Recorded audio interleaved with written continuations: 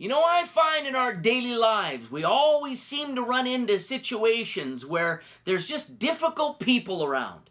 So today on Daily Renewal, we're going to start a series on how to deal with difficult people.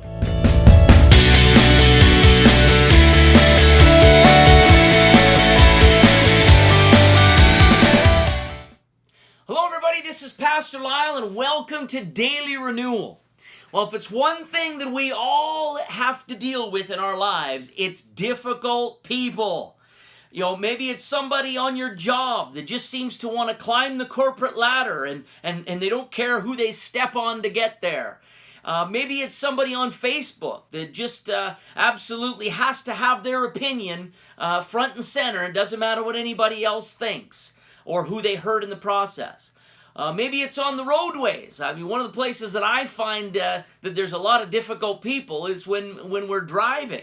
You know, there's people that just, it's like, take a driving course and calm down. Whatever it is, in different areas of life, we're going to deal with difficult people. And as a believer, it's really important that we understand, number one, we're an ambassador for Christ. So we don't want to just repay difficult people with difficulty. God's goal is for everyone to be able to experience, and I just did a series on the abundant life, to be experiencing the abundant life that God has for us. Being a difficult person is an indication that there's some things lacking in that person's life. So as a Christian, there is ways that we need to look at through the scripture, ways that God will show us on how we are to deal with difficult people. So this next couple sessions, that's what we're going to be dealing with. So let's begin. So there's something we need to consider when we run into difficult people. We have the opportunity when it comes to situations and dealing with people to either get involved or not get involved. Often, we think that, somebody's difficult. I just need to get away and I don't need this in my life. But, as a believer, I think that often what happens is God brings people into our lives, and we should be thankful at the times when we do have difficult people in our life, because if we are progressing in our walk with God, we may be the perfect candidate for God to be able to use to help somebody else who's going through stuff, and some of that stuff is coming out and hurting other people.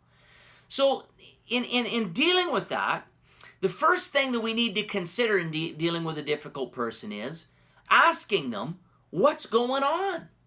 What is it that's going on in your life that is causing you to act the way that you're acting? Because a lot of times when somebody is being a difficult person, it's not just you they're being difficult with, and it affects all their friendships, all their relationships, whether it's people at work or whether it's friends on social media, well, wherever it is, it's probably affecting them in a lot of their relationships. And when you have relationships where everything is just toxic around you, you don't feel good about yourself. And if we're ever going to bring healing to a difficult person, it starts by asking questions. So the first thing that asking questions is going to do is it's going to help you know really what's going on with this person. I mean, it could be that they've had things that have gone on in their childhood. We found out many things. People that I've known for years, I didn't know about things that had gone on in their childhood that all of a sudden, they've come out and they've explained things. And once some of these things come out, it's kind of like an aha moment where you realize, well, no wonder you've reacted the way that you do sometimes. What a traumatic experience that you had as a child. And yet because they bottled that all in, it affected them. So it could have been something long-term, something that happened years ago.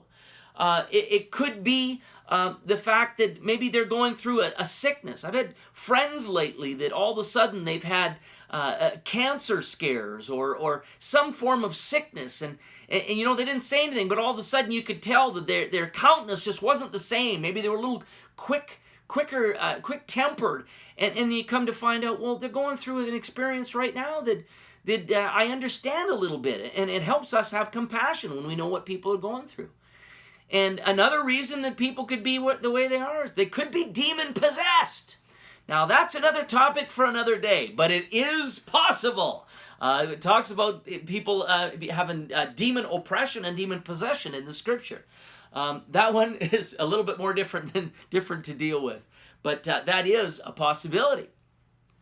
Now, the second thing that questions help you do, and we see this in Matthew 5, beginning in verse 43, it says, "You have heard that it was said, 'You shall love your neighbor and hate your enemy.'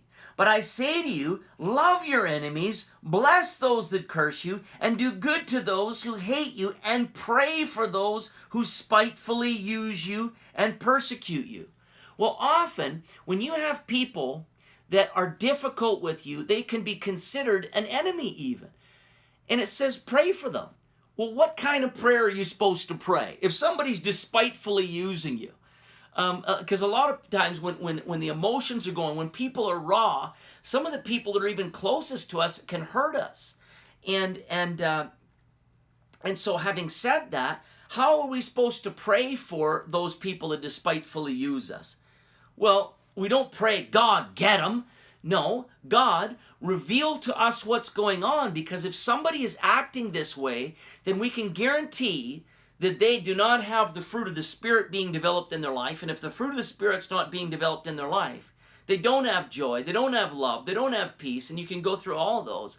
They are lacking something in their walk with God. And so if we can see them in the light of a hurting individual, well, now God can help us be able to pray for this person to hopefully see them recover and walk in everything that God has for them. Because it's obvious that they aren't.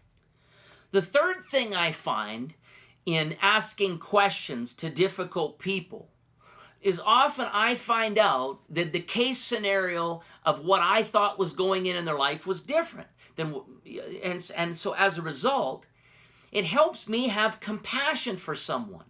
There's been lots of times where I've looked at somebody and said, "Man, I just don't understand how they can act that way, and why don't they think about their actions and everything?" And then come to find out some of the things that are going on, and it helps me to look into the situation and go, "You know what? I'm not in their shoes. I don't know what it'd be like to go through some of the stuff they're going through." So as a result, I have compassion for them. And that brings me to the fourth thing. When we make the effort and to ask questions to people that are being difficult, often what happens is it helps them see that we actually care about them. And when somebody knows that you actually care about them, they're more likely to open up and let you speak into their lives. When somebody is acting out, the one thing they probably do need is they need somebody that they trust that will speak into their life. Maybe they'll take advice from you.